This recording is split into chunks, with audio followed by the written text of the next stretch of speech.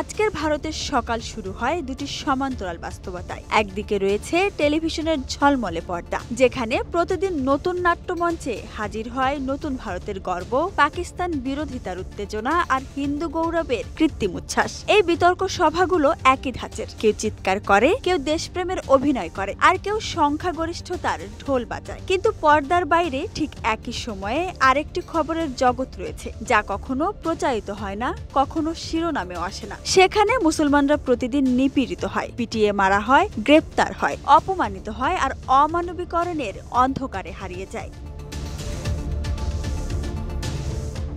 এই দুটি বাস্তবতার মাঝখানে লুকিয়ে আছে এক ভয়াবহ বার্তা। ভারতের মুসলমানদের কষ্টের খবরগুলো মুছে ফেলা হয়, নয়তো সেটাকে বানানো হয় সংখ্যাগরিষ্ঠের জন্য এক প্রদর্শনী, যা তারা সন্ধ্যার বিনোদন হিসেবে উপভোগ করে। এই সমাজে মুসলমানরা হয়ে উঠেছে চিরকালীন সন্দেহভাজন, যেন তারা জন্মগতভাবেই অপরাধী, যাদের কথা কেউ শোনে না, যাদের চোখের জল খবরের মূল্য হারিয়েছে।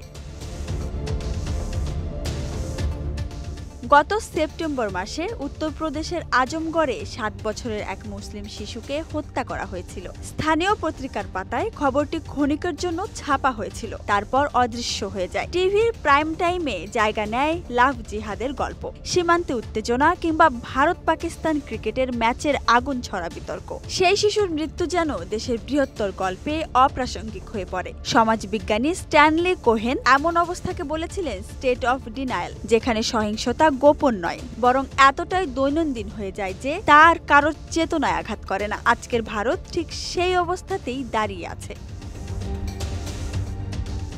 মধ্যপ্রদেশের ইন্দোরে যখন রাতারাতি মুসলিম ব্যবসায়ীদের দোকান ও বাড়িঘর ভেঙে ফেলা হয়, সেটি কেবল উচ্ছেদ নয়, এক ধরনের অর্থনৈতিক লিঞ্চিং। পুরো পরিবার এক রাতে জীবিকা হারায়, শিশুরা স্কুল থেকে বাদ পড়ে, নারীরা খাবারের জন্য প্রতিবেশীর দ্বারে ভিক্ষা চায়। অথচ জাতীয় গণমাধ্যম একে দেখায় আইন শৃঙ্খলার প্রয়োগ হিসেবে। মানবিক বিপর্যয়ের কথা সেখানে অনুল্লেখ্য, বরং হিন্দুত্ববাদী সংগঠনগুলো সোশ্যাল মিডিয়ার আনন্দে উল্লাস করে, উচ্ছেদকে ভাইরাল বিনোদনে পরিণত করে। যা হওয়া উচিত ছিল জাতীয় কেলেঙ্কারি, তা পরিণত হয় স্থানীয় উত্তেজনার স্বাভাবিক খবর হিসেবে।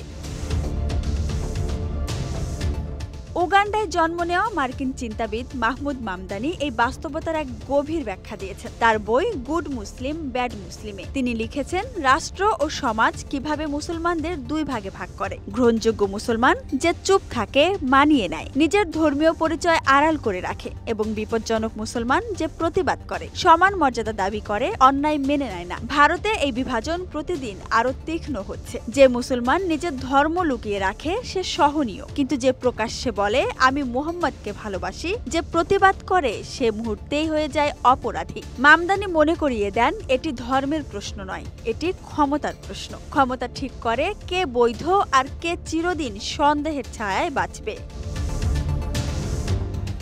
ইতিহাস আমাদের বারবার সতর্ক করেছে। নাৎসি জার্মানিতে যখন উদার সমাজ নীরব ছিল, আমেরিকায় কৃষ্ণাঙ্গদের লিঞ্চিং এর সময় যখন শ্বেতাঙ্গরা ছবি তুলে হাসছিল, কিংবা গাজায় বোমা বর্ষণের সময় ইসরায়েলিদের উল্লাস, সবকিছুই আমাদের মনে করিয়ে দেয় যে সমাজ সংখ্যালঘুদের কষ্টকে বিনোদনে পরিণত করে, সেই সমাজ শেষ পর্যন্ত নিজেই পচে যায়। ভারতও সেই একই পথে হাঁটছে।